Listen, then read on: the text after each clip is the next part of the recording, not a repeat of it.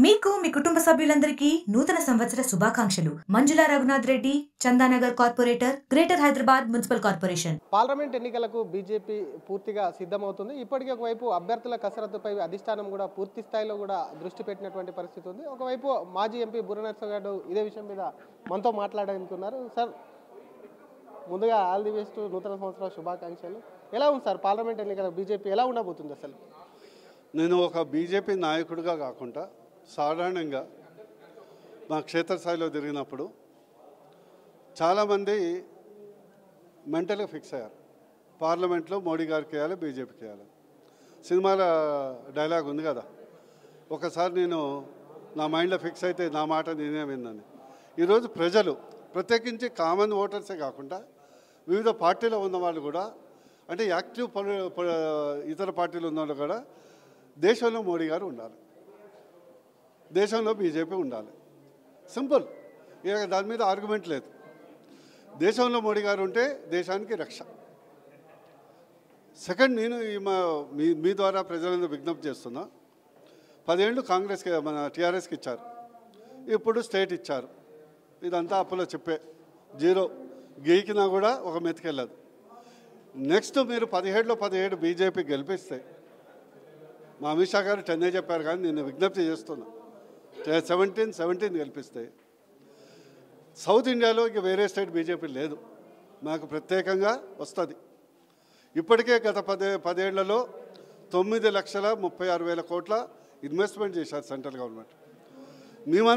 మేమంటే బీజేపీ ఎంపీలందరం గెలిపిస్తే ఈ సంవత్సరంలో తెలంగాణ రాష్ట్రానికి అత్యధికంగా నిధులు, ప్రాజెక్టులు, ఇన్స్టిట్యూషన్స్ తెచ్చే విధంగా ప్రయత్నం చేసే అవకాశం ఉంటుంది. కాబట్టి ఇది తెలంగాణ ప్రజల అవసరం, తెలంగాణ ప్రజలు గమనించాలి.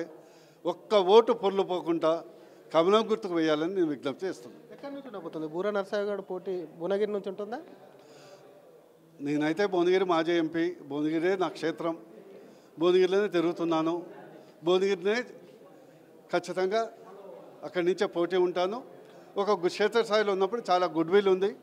కొన్ని గ్రామాల్లో అయితే మేము 60%, 70%, మన 2-3 రోజుల కింద అయితే 2 గ్రామాల నుంచి ఆల్ పార్టీ మీటింగ్స్, సార్ మిమ్మల్ని ఆల్ పార్టీ క్యాండిడేట్గా పెట్టుకుంటామని అంటే వాళ్ళే డిక్లేర్ చేస్తున్నారు. చాలా స్వాగతం. నేను అజాత శత్రువుని, ఎవరికి హాని చేయను, ఓన్లీ డెవలప్మెంట్.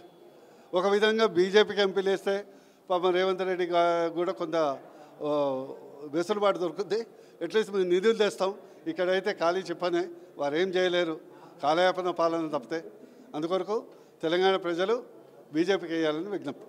మరోవైపు మీతో పాటు చాలామంది భువనగిరి టికెట్ కోసం ప్రయత్నిస్తున్నారు, ఏం చెప్తారు వాళ్ళకి? అసలు అరే, నేను ఒకటే విజ్ఞప్తి చేస్తున్నా, ఎవరైనా ఆశించవచ్చు. అంతిమంగా హైకమాండ్ ఎవరు చెడు క్యాండిడేట్ అని ఉండరు. Better of the best among the better choose చేస్తారు. మిగతా వాళ్ళకు కూడా అవకాశం ఉంటుంది. బట్ అల్టిమేట్లీ నేను గత సంవత్సరాలుగా జాయిన్ అయినప్పటి నుంచి ఒకటే చెప్తున్నా, మా పార్టీని ప్రగతి భవన్లో కూర్చోబెట్టాలని చాలా ఆకాంక్ష ఉండే. వివిధ కారణాల వల్ల మిస్ అయినాం. ఏంటి ఆ కారణాలు? అసలు మీరు ముందు నుంచి చెప్తున్నారు, ఇక మీ అందరికీ తెలుసు. అదే అసెంబ్లీలో చేయలేంది పార్లమెంట్లో ఏం చేస్తారు? ప్రజలు మీ వైపు ఉంటారు? అసలు అసెంబ్లీ అంటే ఒకటి ప్రజలు డిసైడ్ చేసుకున్నారు, సరే కాంగ్రెస్కి ఇద్దాం పరే ఏదో రకంగాని. దీనికైతే అసెంబ్లీ ఎన్నికల ప్రచారం అప్పుడు చెప్పారు, పార్లమెంట్కి మాత్రం మీకే ఇస్తాం డాక్టర్ సాబ్, ఇక మిమ్మల్ని మాకు ఇబ్బంది పెట్టకండి అని స్వచ్ఛందంగా ప్రజలే చెప్పారు కదా. ఇప్పుడు కూడా అదే చెప్పారు. మీరు 10 మందిలో పోతే 8 మంది వాళ్ళే చెప్తారు ఎందుకు మోడీ ఉండాలో, ఎందుకు బీజేపీ ఉండాలో సెంట్రల్ అని వాళ్ళే చెప్తారు, మనంగా చెప్పనక్కర్లేదు. అందుకొరకు నేను అనుకోవటం, మా యొక్క అధిష్టానం టార్గెట్ 10 కానీ నా ప్రజల్ని విజ్ఞప్తి చేస్తున్నా, ఒక ఉద్యమకారుడు విజ్ఞప్తి చేస్తున్నా, 17/17 మీరు ఇప్పియండి.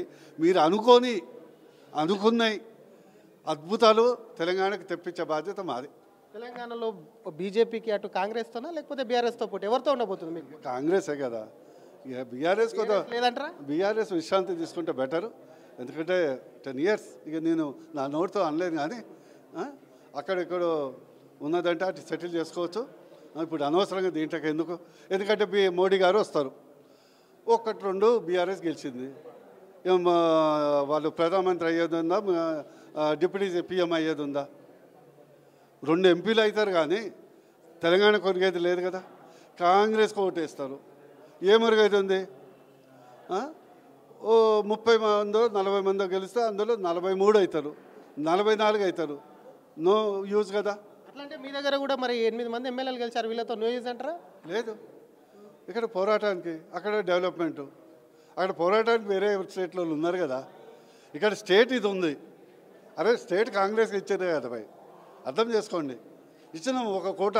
ఇప్పుడు ఓటర్లు కూడా ఎట్లయిపోయినారు ఇక చెప్పదు. కానీ ఏదైనా తీసుకుంటే దక్షిణ తీసుకుంటే అది ఒక ఓటు అటు ఒక ఓటు ఇటు అంటున్నారు. వాళ్ళకి అసెంబ్లీకి వేశారు, పార్లమెంట్ మాకు ఏమని అడుగుతున్నాం. ఇది అసలు వచ్చే ఎన్నికల్లో 17కు 17 సీట్లు కూడా ఒక గెలుస్తాము. ఒకవైపు ప్రజలు కూడా ఆదరించాలి, అభివృద్ధి అంటే ఏంటో చూపిస్తామంటూనే మరోవైపు తను భువనగిరి నుంచి కూడా పార్టీ టికెట్ ఆశిస్తున్నా, ఖచ్చితంగా హైకమాండ్ ఇస్తుందని చెప్పి ఆశిస్తున్నా అనుకుంటే, మరోవైపు కేవలం అటు బీఆర్ఎస్తో కాకుండా అటు కాంగ్రెస్ బీజేపీ మధ్య పోటీ ఉంటుందని చెప్పి కూడా మాజీ ఎంపీ బూరా నరసయ్య గౌడ్ అంటున్నారు. కెమెరామెన్ జాఫర్తో శ్రీధర్, RTV హైదరాబాద్. మరిన్ని వీడియోస్ కోసం ఛానల్ ని సబ్స్క్రైబ్ చేయండి, లేటెస్ట్ అప్డేట్స్ కోసం వాట్సాప్ ఛానల్ ని ఫాలో చేయండి, అండ్ లింక్ డిస్క్రిప్షన్ లో ఉంది.